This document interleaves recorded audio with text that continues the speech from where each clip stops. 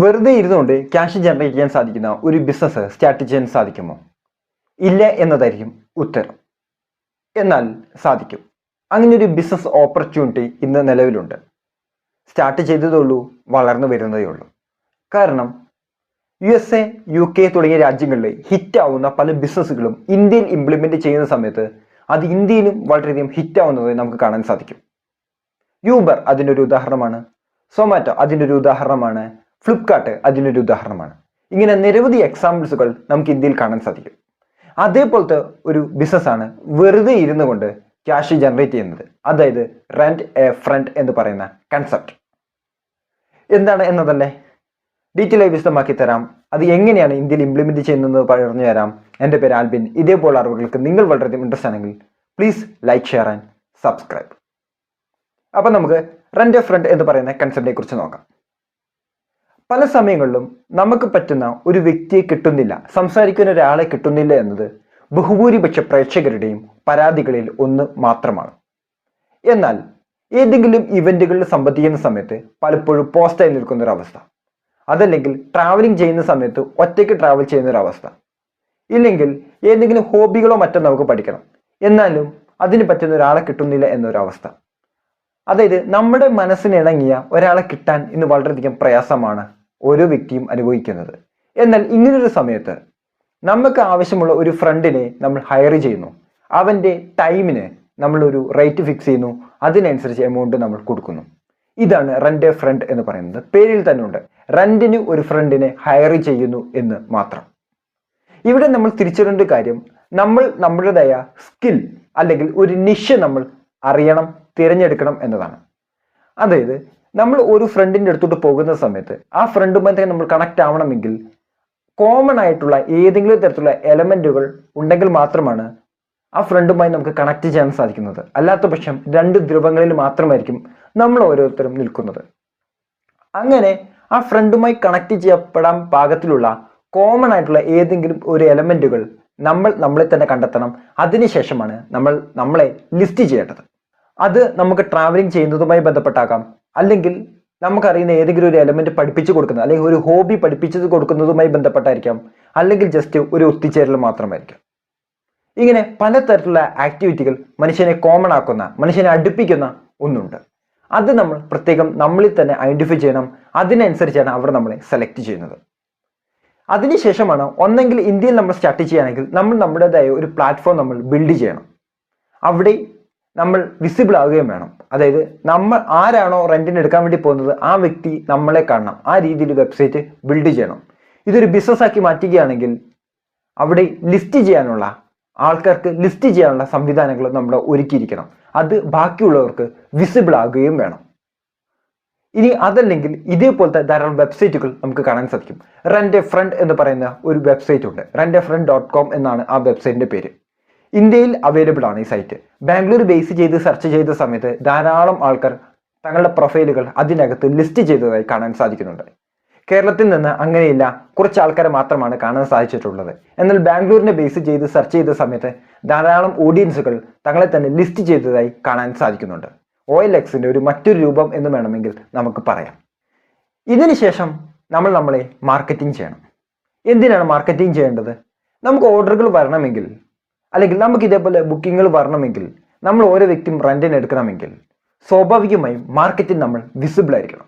Visible ആയെങ്കിൽ മാത്രമാണ് ആൾക്കാർ നമ്മളെ തേടിയെത്തുന്നത്.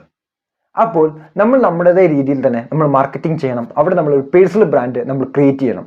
നമ്മൾ ഏത് ഇൻഡസ്ട്രിയുമായാണ് നിലനിൽക്കുന്നത്, ആ ഇൻഡസ്ട്രിയിൽ നമ്മുടെ സ്പെസിഫിക്കേഷൻസുകൾ എന്തൊക്കെയാണ്, നമ്മുടെ സ്കില്ലുകൾ എന്താണ്, നമ്മുടെ നിഷ് എന്താണ്, ഇതിനെ ബേസ് ചെയ്തുകൊണ്ട് നമ്മൾ നമ്മുടെ മാർക്കറ്റിംഗ് ചെയ്യണം ആ ലോക്കൽ എക്കണോമിയിൽ തന്നെ. എന്നാൽ മാത്രമായിരിക്കും ഇങ്ങനൊരു കൺസെപ്റ്റ് നമ്മൾ ചെയ്യുന്നുണ്ട് എന്ന് കൃത്യമായ ആൾക്കാർക്ക് മനസ്സിലാകാനും അതിനനുസരിച്ചുള്ള ആക്ഷൻസുകൾ എടുക്കാനും സാധിക്കുന്നുണ്ട്. ശേഷം ഓരോ വ്യക്തിയും നമ്മളെ ഹയർ ചെയ്യുന്ന സമയത്ത് അല്ലെങ്കിൽ റെന്റിന് എടുക്കുന്ന സമയത്ത് ചെറിയൊരു ഡിസ്കൗണ്ട് ആദ്യഘട്ടത്തിൽ നമുക്ക് കൊടുക്കാവുന്നതാണ്. എന്നാൽ അതോടൊപ്പം തന്നെ നമ്മൾ ഒരു കാര്യം പ്രത്യേകം ശ്രദ്ധിക്കേണ്ടത്, മികച്ച റിവ്യൂ നമ്മൾ വാങ്ങിക്കുക, അത് നമ്മൾ ലിസ്റ്റ് ചെയ്യുക. അല്ലെങ്കിൽ നമ്മുടെ പേഴ്സണൽ ബ്രാൻഡ് അപ്ഡേറ്റ് ചെയ്യുന്ന സോഷ്യൽ മീഡിയ പ്ലാറ്റ്ഫോമിൽ, അത് ഫേസ്ബുക്ക് ആയിക്കോട്ടെ, ലിങ്ക്ഡിൻ ആയിക്കോട്ടെ, യൂട്യൂബ് ആയിക്കോട്ടെ, ഇനി ഇൻസ്റ്റാഗ്രാം ആയിക്കോട്ടെ, ഏത് പ്ലാറ്റ്ഫോം ആണോ അവിടെ നമ്മൾ പ്രദർശിപ്പിക്കുകയും വേണം. അപ്പോൾ ആൾക്കാർക്ക് ഒരു ക്രെഡിബിലിറ്റി ഫീൽ ചെയ്യുകയും കൂടുതൽ ഹയറിങ്ങുകൾ അല്ലെങ്കിൽ കൂടുതൽ ആൾക്കാർ നമ്മൾ റെന്റിനെടുക്കാൻ സാധ്യത വളരെ വർദ്ധിക്കുകയാണ്, നമ്മുടെ മാർക്കറ്റിലോട്ട് വിസിബിൾ ആവുകയാണ് ഇതിലൂടെ ചെയ്യുന്നത്. അടുത്ത നമ്മൾ ശ്രദ്ധിക്കുന്ന ഒരു പോർഷനാണ്, ഇതിന് കൃത്യമായിട്ടുള്ള ഒരു ടേംസ് ആൻഡ് കണ്ടീഷൻ നമ്മൾ ഫിക്സ് ചെയ്യണം. ടേംസ് ആൻഡ് കണ്ടീഷൻ ഫിക്സ് ചെയ്തില്ലെങ്കിൽ അത് നമ്മളെ തന്നെയാണ് ബാധിക്കുന്നത്. അതുകൊണ്ട് തന്നെ കൃത്യമായി ടേംസ് ആൻഡ് കണ്ടീഷൻ നമ്മൾ ഫിക്സ് ചെയ്യുന്ന സമയത്ത് അവിടെ എത്ര ടൈം മുതൽ എത്ര ടൈം വരെയാണ് നമ്മൾ അവൈലബിൾ ആകാൻ സാധിക്കുന്നത്, അതേപോലെ തന്നെ ഓരോ മണിക്കൂറിനും എത്ര എമൗണ്ട് വെച്ചാണ് ചാർജ് ചെയ്യുന്നത്, ഇങ്ങനെയുള്ള കാര്യങ്ങളെല്ലാം ബേസ് ചെയ്തുകൊണ്ട് ഒരു ടേംസ് ആൻഡ് കണ്ടീഷൻ നമ്മൾ ഫിക്സ് ചെയ്യണം. അതേപോലെ തന്നെ പബ്ലിക്കിൽ നിന്നാണോ നമ്മൾ മീറ്റ് ചെയ്യുന്നത്, ഏതൊക്കെ പരിപാടികളിൽ പങ്കെടുക്കും, ഇങ്ങനെയുള്ള കാര്യങ്ങളെല്ലാം തന്നെ അതിൻ്റെ കൃത്യമായി ഡീറ്റെയിൽ ആയിട്ട് നമ്മൾ വിശദീകരിച്ചിരിക്കണം. അതിനെ ബേസ് ചെയ്തുകൊണ്ടാണ് ആൾക്കാർ നമ്മളെ ഹയർ ചെയ്യണോ വേണ്ടോ, അവരുടെ ടേസ്റ്റിന് ഉണങ്ങുന്ന ആളാണോ എന്നതിനെക്കുറിച്ച് അവർ നമ്മളെ മനസ്സിലാക്കുന്നത്. ഇങ്ങനെ ഓരോ ബുക്കിംഗ് കിട്ടിക്കഴിഞ്ഞാൽ തന്നെ പരമാവധി നമ്മൾ കണക്ട് ചെയ്യേണ്ടത് പബ്ലിക് പ്ലേസിൽ നിന്നായിരിക്കണം. പ്രത്യേകിച്ച് ഇന്ത്യയുടെ പശ്ചാത്തലത്തെ ബേസ് ചെയ്ത് സംസാരിക്കുന്ന സമയത്ത് പലപ്പോഴും പബ്ലിക് പ്ലേസ് ആണ് ഏറ്റവും കൂടുതൽ സേഫ്റ്റി പ്രിക്കോർമെന്റ് നമുക്ക് എടുക്കാൻ സാധിക്കുന്നത്.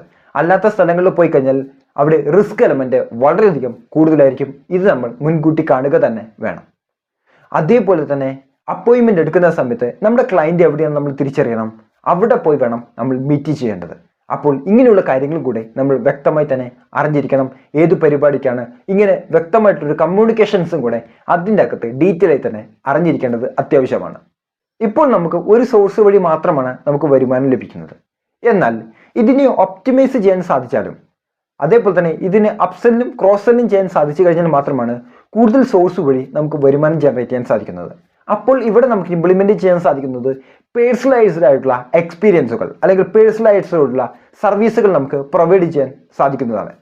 അതേപോലെ തന്നെ മറ്റൊരു ഭാഗം കൂടിയുണ്ട്, അതായത് ഗ്രൂപ്പ് ഇവന്റുകളിലും മറ്റും പങ്കെടുക്കുകയാണെങ്കിൽ, ഞാനൊരു എക്സാമ്പിൾ പറയുകയാണെങ്കിൽ, പ്രത്യേകിച്ച് കേരളത്തിലെ പൊളിറ്റിക്സിനെ സംബന്ധിച്ചൊക്കെ വരുന്ന സമയത്ത് പലപ്പോഴും ജാഥയ്ക്ക് ആളെ കിട്ടാതെ വരുന്ന സമയത്ത് ഇവർ ചെയ്യുന്ന ഒരു കാര്യമുണ്ട്, ആൾക്കാരെ വാടകയ്ക്ക് എടുക്കുക. ഇതിൻ്റെ മറ്റൊരു രൂപമാണ്, കാരണം അത് ഗ്രൂപ്പ് ആക്ടിവിറ്റിയാണ്. എന്നാൽ അതിന് പകരമായിട്ട് ഇത് ഇൻഡിവിജ്വൽ ആയിട്ട് ആൾക്കാരെ റെന്റിന് എടുക്കുകയാണ് ചെയ്യുന്നത്. അപ്പോൾ ഇതാണ് ഇവ തമ്മിലുള്ള വ്യത്യാസം. അപ്പോൾ ഇതേപോലെ ഗ്രൂപ്പ് ആക്ടിവിറ്റികളിലൊക്കെ സംബന്ധിക്കുകയാണെങ്കിൽ ഇതിന് നമുക്ക് എക്സ്ട്രാ ചാർജിങ്ങും മറ്റും ചെയ്യാവുന്നതാണ്. അതേപോലെ തന്നെ വെർച്വൽ ഇവന്റുകൾക്കും മറ്റും പങ്കെടുക്കുകയാണെങ്കിൽ അതിൻ്റെ എക്സ്ട്രാ ചാർജ്. ഇങ്ങനെയൊക്കെ പലതരത്തിലുള്ള സർവീസുകൾ ഇതിൻ്റെ അകത്ത് നമുക്ക് ഇംപ്ലിമെന്റ് ചെയ്യാൻ സാധിക്കും. അതിലൂടെ നമുക്ക് കൂടുതൽ വരുമാനം നമുക്ക് ഇതിലൂടെ ജനറേറ്റ് ചെയ്യാൻ സാധിക്കും. വിദേശ രാജ്യങ്ങളിൽ വളരെയധികം ട്രെൻഡ് ആയിക്കൊണ്ടിരിക്കുന്ന ബിസിനസ് സാധ്യതകളിൽ ഒന്നാണ് റെന്റ് ഫ്രണ്ട് എന്ന് പറയുന്ന കൺസെപ്റ്റ്.